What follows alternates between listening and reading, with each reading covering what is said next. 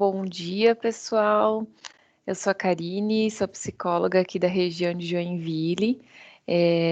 Vou fazer essa live aqui baseada no material da USP. Esse material é sobre primeiros socorros em saúde mental.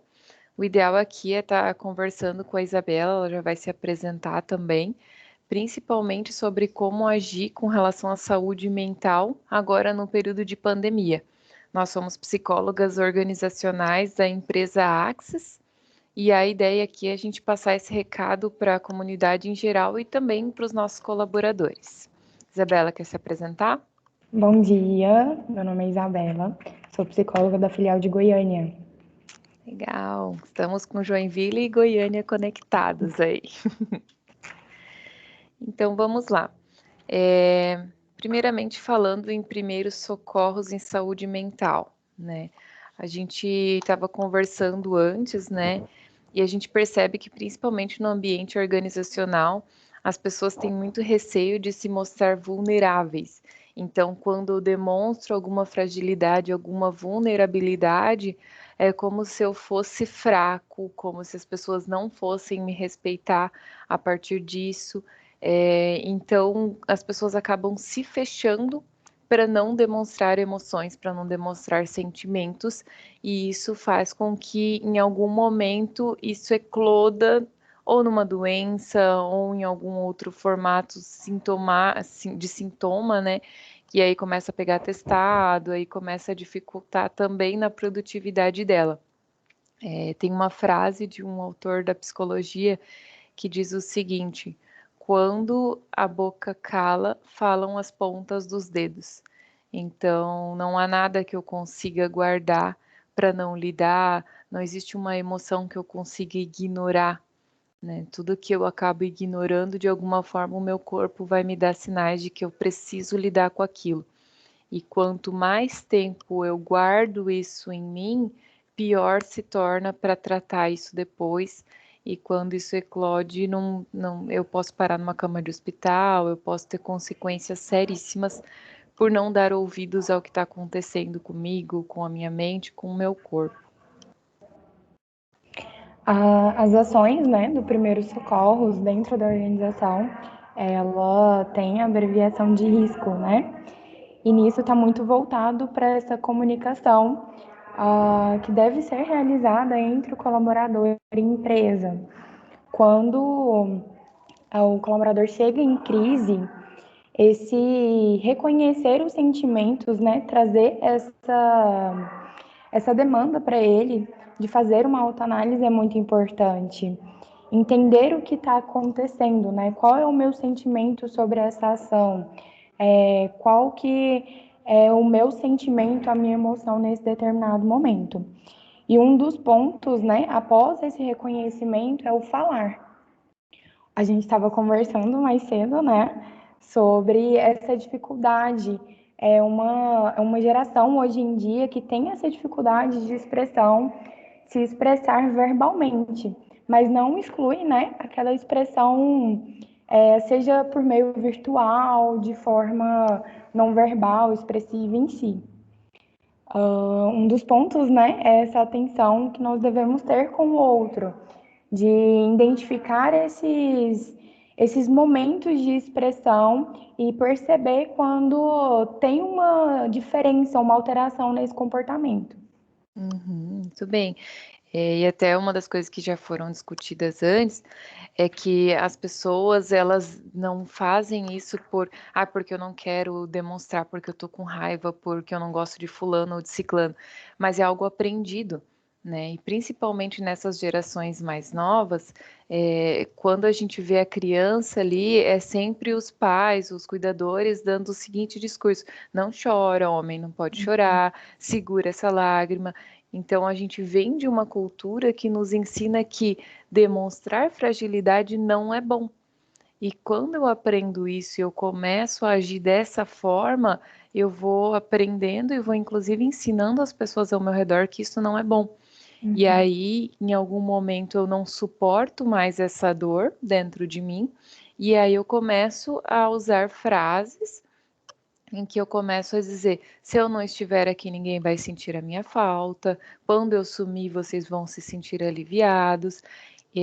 Começo a postar tanto no Instagram, no Facebook, no status do WhatsApp, principalmente, frases que denotam essa depressão, esses sintomas depressivos, imagens, até memes de depreciação, de autodepreciação, né? Então, tem muitos memes aí que situações engraçadas me criticando, então eu uso isso para mostrar que eu sou um lixo, que eu não valho a pena, né? Tem muitos memes que falam sobre mais uma vez eu vou chorar no banho, né? E é engraçado, mas o que que isso significa para mim? Por que que eu preciso chorar escondido? Se eu chorar em público, o que que isso pode significar? Né? Quais são os meus motivos para chorar? Por que que eu não posso demonstrar isso?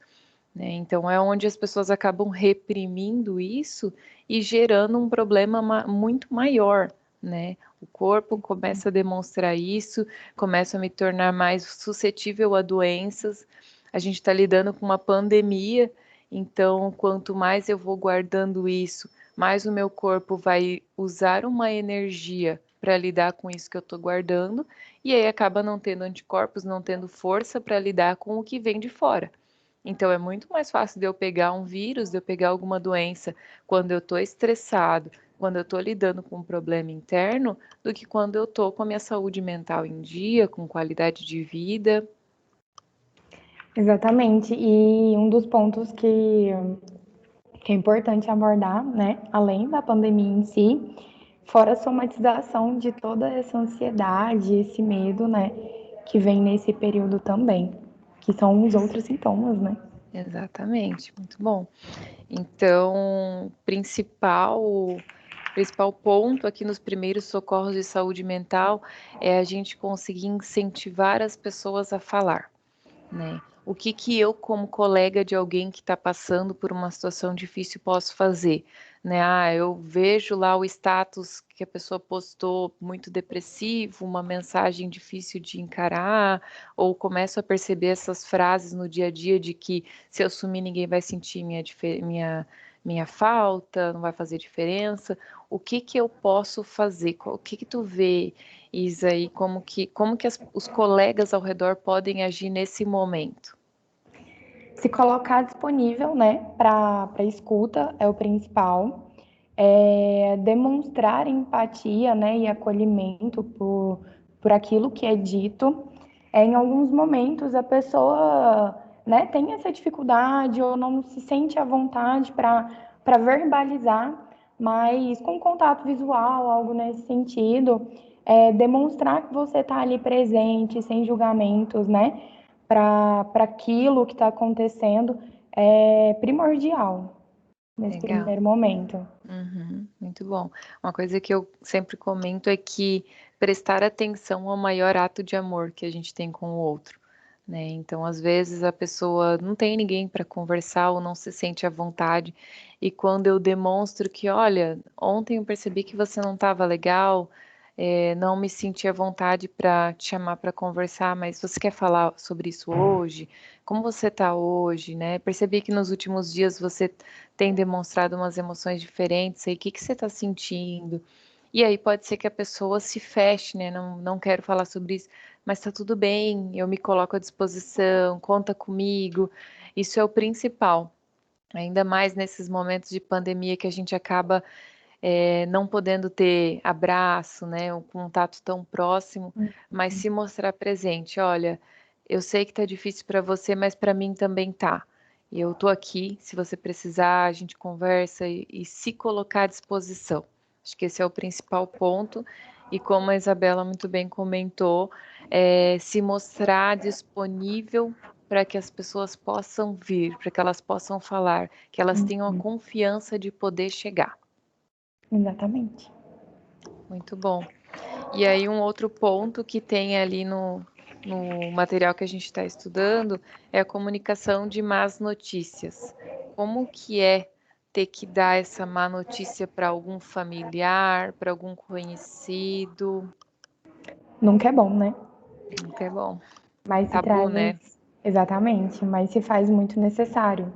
A má notícia, nem sempre, mas boa parte dela vem através do luto, né? A ser encarado. Um dos pontos que a gente levantou também.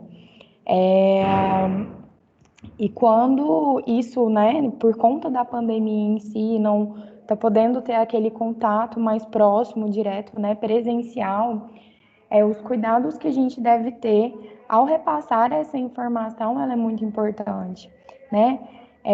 Hoje é muito comum a gente utilizar o WhatsApp para tudo, mas nem em todos os momentos convém. Então, como é dito, a forma, né, que é falado, tudo conta nesse momento. Então, sempre entrar em contato por telefone, né? Ter certeza que é com a pessoa que vai receber a mensagem, é com ela que você está falando, se identificar, ser mais direto possível sobre o assunto. É muito importante também perceber onde que ela está, né? Como, se ela está acompanhada, se o lugar que ela está é seguro. Então, observar todos esses pontos. Legal, muito bom. Tem um livro que o nome dele é muito legal, até fica de recomendação. O nome dele é A Morte é um Dia que Vale a Pena Viver, da Ana Cláudia Quintana Arantes. Ela é médica e ela lida muito com o luto e com pessoas em fase terminal. Pessoas que estão fazendo cuidados paliativos, mas que já sabem que o fim está próximo, né? E uma coisa que a gente comentou antes é que a gente vive uma vida ignorando que a morte pode acontecer, só que é a única certeza que a gente tem, né? Que um dia tudo isso acaba, que um dia os meus pais vão ir, os meus filhos, os meus amigos, em algum momento isso vai acontecer, é a única certeza que eu tenho na minha vida. E aí, nesse livro, uma das coisas que ela pontua é que todas as pessoas que ela trabalhou em fase terminal, em algum momento elas dão o seguinte depoimento: o meu arrependimento é de não ter amado mais, de não ter demonstrado mais, de não ter dado mais atenção às pessoas que eu amava, de não ter ficado mais próximo. Então, usando isso como reflexão, né? Inclusive falando sobre a comunicação de más notícias, a gente pode se basear de que a vida é agora, né? Que estamos lidando com a pandemia, tá tudo muito difícil, mas a vida é agora.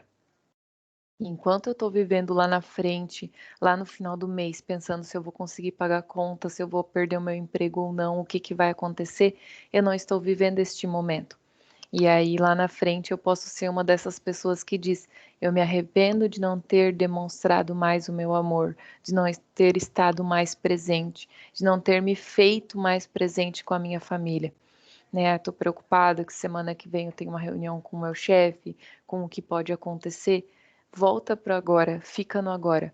Eu sempre falo que a gente tem que viver o momento presente, porque o amanhã a gente não sabe. Se acontecer uma demissão na semana que vem, vai ser muito difícil lidar com isso. Eu vou sofrer. Só que se eu sofrer uma semana antes, sem saber se vai acontecer ou não, esse sofrimento ele é totalmente desnecessário. Eu vou estar sofrendo duas vezes. Então, eu posso esperar que os fatos aconteçam, que realmente eles se concretizem, para aí sim eu ver como é que eu vou lidar com aquilo. Mas o sofrimento antecipado, essa ansiedade, ela não leva a lugar nenhum. Então, a comunicação ela precisa ser feita, como a Isa comentou, sempre fazer uma ligação, ter a certeza se eu estou falando com a pessoa. É uma notícia difícil, ok, mas ela precisa ser dada. E quanto mais tempo eu guardo comigo isso, se torna mais pesado para mim e mais difícil para a pessoa que vai receber a notícia também. E com isso, né, pegando o gancho já para o próximo tópico da luneta das emoções, eu vejo que fica como dica, né? Fica como uma sugestão. Entrar em contato com as nossas emoções e procurar entender o que está acontecendo. O primeiro tópico é sobre identificar esses sentimentos. Então, como que eu posso fazer isso? Me questiono, né? O que eu estou sentindo? Houve alguma situação que despertou esse sentimento e emoção? Posso fazer um comparativo com uma situação que aconteceu comigo anteriormente? para me auxiliar na descoberta, né? Por que desse sentimento? Muito bom. A gente tem que dar a luz nesse sentimento, não ignorar, né? Quanto mais eu ignoro, mais ele cresce dentro de mim. E esse crescer é o que vai eclodir em algum sintoma em algum momento, né? Se eu tô me sentindo mal com alguma coisa, se eu tô sentindo isso no meu corpo, eu sempre questiono meus pacientes, como é que você sente isso no teu corpo? É algo que sobe, que vem na garganta, que te prende, ou é algo que desce, que te deixa com as pontas dos dedos frios? É algo que nos teus braços fica quente, te dá uma coceira, te dá alergia, te dá dor de cabeça? Como é que você sente isso? E como é que você nomeia isso? A gente precisa dar nome para as nossas emoções. E um ato compulsivo, principalmente no ambiente de trabalho que eu observo, que eu até na minha trajetória já acompanhei, é nomear esses sentimentos, isso que eu estou guardando, como fome, né? Então, estou ansioso, estou cheio de tarefa, estou começando a ficar nervoso, eu abro a minha gavetinha e pego um pacote de bolacha e fico roendo, né? Ou eu pego uma banana, ou eu pego alguma coisa. Eu não estou com fome, só que eu uso essa minha ansiedade, isso que eu não sei dar nome, como fome. E a partir disso eu começo a usar essa emoção para lidar com tudo que vai acontecer no meu dia a dia, né? Eu ensino o meu cérebro de que qualquer emoção que eu sinta diferente no meu local de trabalho é fome. E aí eu começo a gerar isso uma compulsão alimentar, e aí o meu cérebro começa a me passar essa mensagem. Se você está ansioso, logo é fome. Se você tem um trabalho para entregar, logo vai te dar fome. E eu aprendo com isso, né? Tem um livro, né, que o nome dele é Você Não É o Seu Cérebro. Ele é da Rebecca Gladin. Pode ser que eu falei errado sobre o nome dela. Mas esse livro fala exatamente sobre isso, que a gente ensina o nosso cérebro um determinado comportamento e a partir disso eu começo a fazer a repetição. E aí se torna uma regra. E aí eu preciso perceber. Quando eu uso a luneta das emoções, eu reconheço que emoção tem ali. Então, recebi um e-mail do meu chefe dizendo que eu tenho uma reunião daqui a 1 hora com ele, né? Vem a ansiedade. Que pensamento vem na minha mente? Vou ser demitido? Deixa eu analisar esse pensamento. Será que ele é regra? Será que inevitavelmente isso vai acontecer? Ou pode ser um feedback? Ou pode ser uma ideia? Ou pode ser uma sugestão? Ou pode ser N outras coisas, né? E aí percebo, esse e-mail me deixou ansiosa, me deixou com medo. Como é que eu lido com o medo? Não é fome, né? E aí eu não ignoro a minha emoção, eu percebo, poxa, Karine, tá tudo bem, você tá ansiosa e você tá com medo, porque você tem uma reunião daqui a 1 hora, você não sabe sobre o que que é, pode ser uma demissão, mas pode ser um feedback. Então, deixa eu lidar com esse medo, deixa eu respirar, concentrar na respiração, deixa eu tomar uma água, deixa eu ver tudo que eu posso apresentar para o meu chefe. Então, eu lido com essa emoção. E eu não fico ansiosa durante essa expectativa de 1 hora, roendo tudo que eu ver pela frente, porque estou ignorando a minha emoção. Exatamente, né? O próximo tópico, sentir e refletir, fala sobre isso.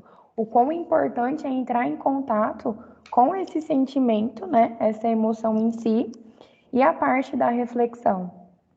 Além disso, é muito importante o enfrentamento, né? De toda essa situação. E com isso, traz o ponto em si, identificar os sentimentos e entender a importância deles. Não desvalorizar nenhum desses sentimentos, dessas emoções. A valorização deles é muito importante para o processo. Eu brinco que é colocar cada coisa na caixa responsável, né? Na sua casinha ali. E quando a gente faz essa separação, identificação dessas emoções para cada coisa, cada sentimento, cada situação, é muito válido, muito importante. Ter alguém de confiança para você se expressar, né? Entra lá no ponto também, seja verbal, não verbal, é muito importante. Alguém que você confie, né? A expressar os seus sentimentos de outras formas, por meio de atividade física, também é muito, muito válido, considerável. E sempre que necessário, buscar maneiras de compreender o que tem sentido, né? E os motivos ligados a isso. Então, não foge ali da reflexão. Exatamente. Então, principal aqui é a gente dar essa importância para tudo que está vindo de dentro, reconhecer, dar nome, ter pessoas para me acolher ao redor, saber com quem eu posso contar na hora que vier essa emoção, né? Essa rede de apoio, ela é muito importante, né? Inclusive também ali no momento de dar uma notícia ruim, saber se a pessoa que eu estou dando a notícia, ela tem uma rede de apoio, se ela não tiver, me colocar como parte dessa rede de apoio também. Isso é muito importante, isso faz toda a diferença. Total. Tem a parte da hora da ação, né? Nos finalmente, o que fazer com tudo isso? Que é o momento de colocar em prática as ações que você definiu, né? E possibilita esse sentimento mais consciente. Então, traçar esse plano de ação aí, de gestão de conflito. O que eu vou fazer com esse sentimento agora, né? É muito importante avaliar os prós e contras de tudo que você definir, porque sempre tem, né, uma consequência em cima disso. Então, por isso que é muito válido, né, toda essa reflexão. Sim, é muito importante. E como eu usei o exemplo ali da fome, mas que a gente está em um ambiente organizacional, né? Então é o que a gente mais vê, mas isso acontece com outras compulsões, né? Então tem pessoas, por exemplo, que usam o álcool, drogas, inclusive comportamento promíscuo, né? Para poder, como um comportamento compulsivo, para poder lidar com aquilo que está difícil. Então, eu não reconheço a minha emoção, eu não sei lidar com isso que eu estou sentindo, então eu saio e começo a me relacionar com várias pessoas para tapar um buraco que existe em mim. Ou eu começo a abusar de drogas, de álcool, porque quando eu uso drogas e álcool, eu me coloco fora do contato com a realidade. E aí eu também uso isso como uma forma compulsiva de lidar com aquilo que eu não sei o que é que tem em mim. E voltando para o ambiente organizacional, me lembrei agora um ponto importante, que é os workaholics, que é trabalhar excessivamente, bancos de horas excessivos, horas extras, ficar mais tempo na empresa do que o necessário, né? Por que que a gente faz isso? Para não lidar com algo que eu tenho dentro de mim, para não lidar com algo que eu tenho em casa que está difícil. Então, me encher de tarefas e de coisas também é um ato compulsivo para não lidar com o que está vindo, né? E aí eu digo uma coisa que, independente do comportamento compulsivo que você tiver, sempre vai ter outro dia. E no outro dia, a tua dor, o teu problema vão voltar. Enquanto você não der atenção, eles vão aparecer, eles vão se repetir na tua vida. Ah, eu fui demitido da empresa, eu entro em outra empresa, ele vai se repetir no outro emprego. Isso vai se repetir várias vezes e eu ainda vou chamar de destino, né? É exatamente isso. Me veio à cabeça o deslocamento, né, do sintoma. Se a gente não entra em contato, não resolve aquele conflito, por mais doloroso que seja, ele vai sair do dedão do pé, vai subir para a barriga, depois vai para a cabeça, vai continuar se deslocando até ser Uhum. resolvido, né? Perfeito, perfeito. E falando em deslocamento, ele pode inclusive ser a projeção, né? Na psicologia a gente fala da projeção também, que é quando eu começo a ver os defeitos que eu tenho no outro, só que eu não reconheço que são meus. Então eu digo, essa pessoa é fofoqueira, essa pessoa é invejosa, essa pessoa é isso, é aquilo, e na verdade são coisas que eu tenho em mim que eu não lido. Então, é muito mais fácil eu criticar os outros do que observar isso em mim. Então, aquele emprego era ruim por causa do chefe disso, disso, daquilo. Fiquei 3 meses e saí. Fui para outra empresa. Naquela outra empresa também tinha isso. Na outra também tinha isso. Será que realmente eram as empresas, os chefes, os colegas, ou tem algo em mim que eu não estou dando a devida atenção também? Fica como reflexão. É. E aí, ali no material, os próximos tópicos são a montagem de materiais para conseguir lidar com essas dificuldades. O kit é chamado kit gratidão. Ele traz a ideia, né, de escolher alguns materiais para você criar uma caixa, um mural. Tem aplicativos, né, que disponibilizam dessas ferramentas para nós. E nisso você vai pensar sobre a sua vida e os motivos por qual você é grato, aqueles que te motivam, né, a acordar todos os dias. E usando da criatividade, você vai bolar algumas ideias. Seja pegar algumas fotos, alguns objetos que te recordam, né? Façam você relembrar diariamente sobre essas motivações pessoais. Vai programar, né? Organizar da forma que você consiga ver todos os dias, seja na hora de acordar, um momento em que você separou, né, para isso. Um ambiente agradável também é muito importante para entrar em contato com esses sentimentos, né, essas situações. E por fim, né, para que, com o objetivo em si de renovar sempre esse sentimento. A nossa vida ela é muito dinâmica e pode ser que amanhã apareça algo que me motive também. Então, sempre reorganizar, manter atualizado ali para continuarmos, né, com o kit gratidão. Muito bom.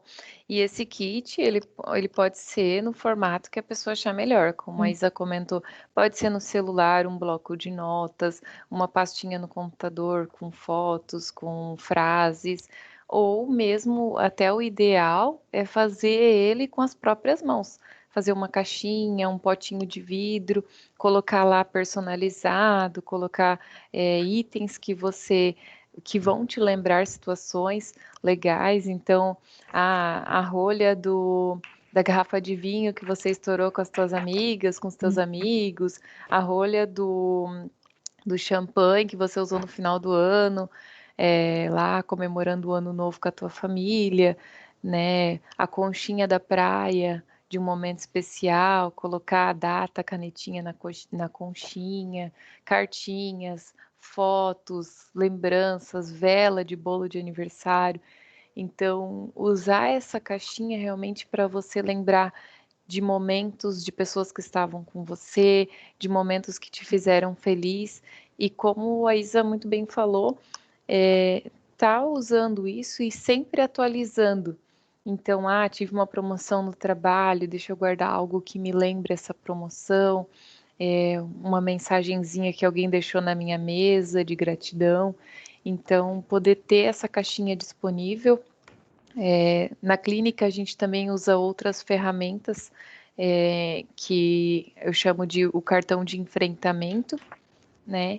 Então, as pessoas podem fazer esse cartãozinho e deixar também à vista, né? Tá tudo bem lidar com uma emoção difícil, isso aqui não é fome, isso aqui é uma emoção, eu posso dar nome a ela.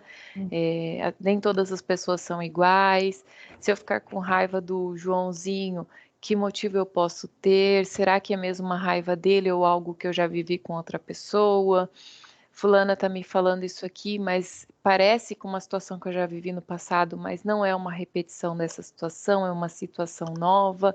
As pessoas não estão aqui para me fazer mal. Então, ter esses bilhetinhos para o enfrentamento também são legais. E uma outra técnica é gravar um vídeo para você mesmo, falando com você. Então, por exemplo, hoje eu estou num dia legal, estou bem, sei que eu vou ter os meus dias ruins, mas hoje é um dia que está bem. Sexta-feira, estou feliz, consegui entregar as minhas demandas, hoje é um dia bom. Eu pego meu celular, faço um vídeo dizendo: Oi, Karine do dia ruim. Sei que você está passando por um momento difícil e talvez você precise ouvir essas palavras. Quero te lembrar que você é uma profissional assim, assim, assado, que você conquistou isso aqui, isso aqui, isso aqui. Quero te lembrar que os seus pais te disseram isso aqui, que os seus amigos esperam isso aqui de você, que você tem sido uma pessoa muito carinhosa com seu animalzinho de estimação. Então, fazer esse vídeo num dia bom, para que no dia ruim você saiba para onde correr.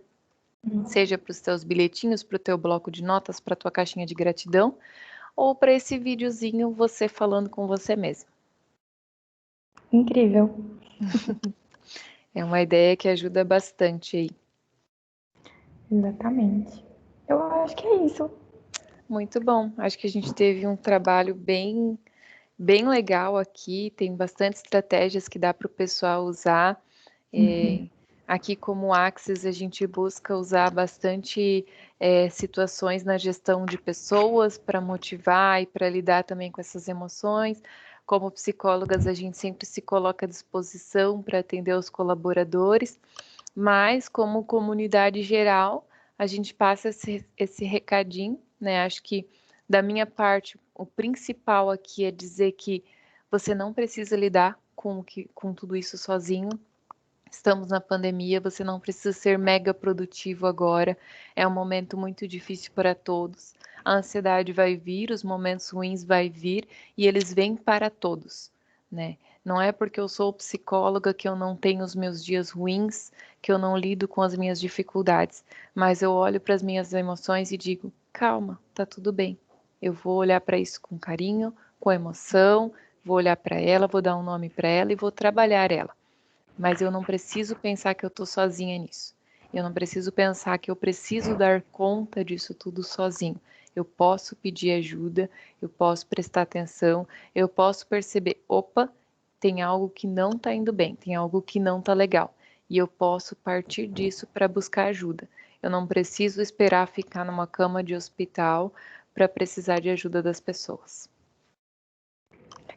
Exatamente. É um momento que nos proporciona, né, entrar em contato conosco, com os nossos sentimentos e por mais doloroso, né, às vezes a gente não aceita, não gosta do que está vendo, mas é só um momento, né,